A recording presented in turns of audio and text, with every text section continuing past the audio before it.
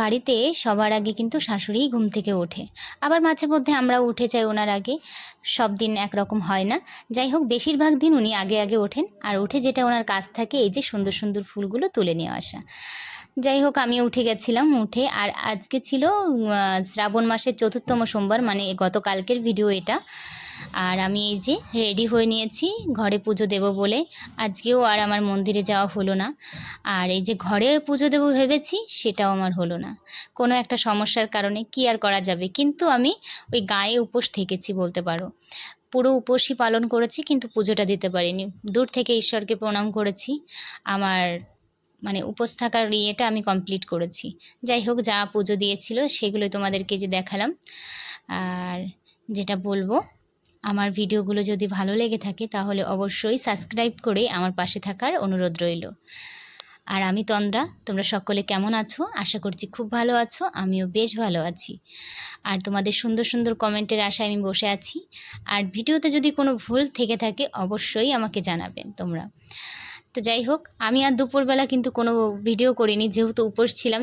শরীরটাও ভীষণ ক্লান্ত ছিল আর ভালো লাগছিল না।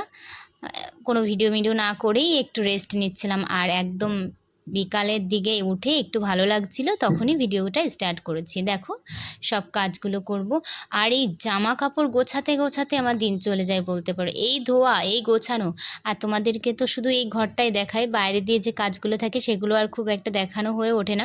তবে ধীরে ধীরে তোমাদেরকে সবই শেয়ার করব, কি করি না করি। একটু টাইম লাগবে, তারপর আস্তে আস্তে ভিডিওগুলো সেইভাবেই তোমাদেরকে দেখাতে থাকবো। আর ভিডিওতে কোথায় ভুল ত্রুটি হচ্ছে সেটা আমাকে অবশ্যই ধরিয়ে দেবেন। এই যে ঘরটা ক্লিন করে নেব এখন। বিকাল হলে এই জিনিসগুলো আমার রোজ করতে হবে, যতক্ষণ না করি ততক্ষণ বেশ ভালো লাগে না। আর এই যে ফ্রিজটা খুলে যা বলছিল ফলগুলো দাও, আমি আবার ভুলে ভুলে ফলগুলো মানে ফ্রিজে রেখে দিয়েছিলাম। ফ্রিজটা যেহেতু পরিষ্কার করা ছিল না, ওর মধ্যে মাছ টাছ থাকে, তাই যা বলছে তাহলে আর খাওয়া যাবে না ওইগুলো। তাই আমি বলছিলাম গঙ্গা জল দিয়ে নিতে, কি হতো। বলছে না থাক, সবই যখন হচ্ছে এটুকু। তাই বললাম ঠিক আছে চলো। এই যে ঘরটা এখন ঝাড়ু দিয়ে, আর শাশুড়ি এসে তোমাদের সামনে কি করলো একটু দেখতেই পেলে উনি মাঝে মধ্যে। আর এই যে জানো তো, যখন বিকালের দিকে একটু কাজ করি তখন একটুখানি বেশ মাস্তি মাস্তি গান চালিয়ে নিজে এনজয় করি আর এই কাজগুলো করতে থাকি। আর সকালবেলা উঠে একদম মনোরমভাবে, যে তোমাদেরকে তো বলেইছি আগের ভিডিওতে, কৃষ্ণ নাম চালিয়ে দিই মনটাকে শান্ত করে একটুখানি, তারপর বাদবাকি কাজগুলো করতে থাকি। সেরকমই আজকেও তাই। এই যে বিকালের দিকে একটু গান চালিয়ে দিয়েছিলাম। তার মধ্যে দেখবে আমি এরকম করে থাকি, কে এরকম করো অবশ্যই বলে তো কমেন্ট করে। মানে কাজ করতে করতে একটু এই গান চালানো থাকে, আবার নেচেও নিন, জানো মনটা তাহলে কি হয় বলো তো, অনেকটা হালকা হয়। আর নিজেকে খুশি রাখার জন্য তুমি যেইভাবে তোমার মনে হয় যে না তুমি ভালো থাকতে পারবে, আমার মনে হয় সেটাই করা বেটার।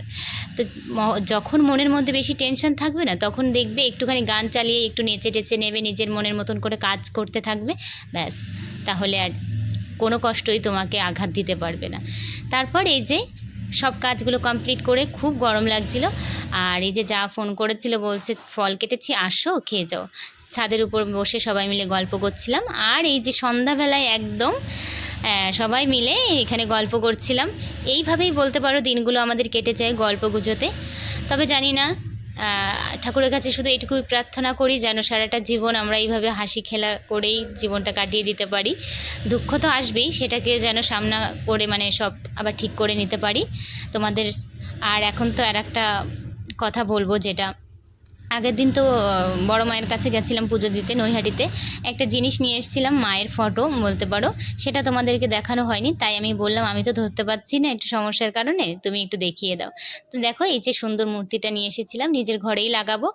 আর আজকের মতন ভিডিওটা এইখানেই। ভালো লাগলে অবশ্যই আমার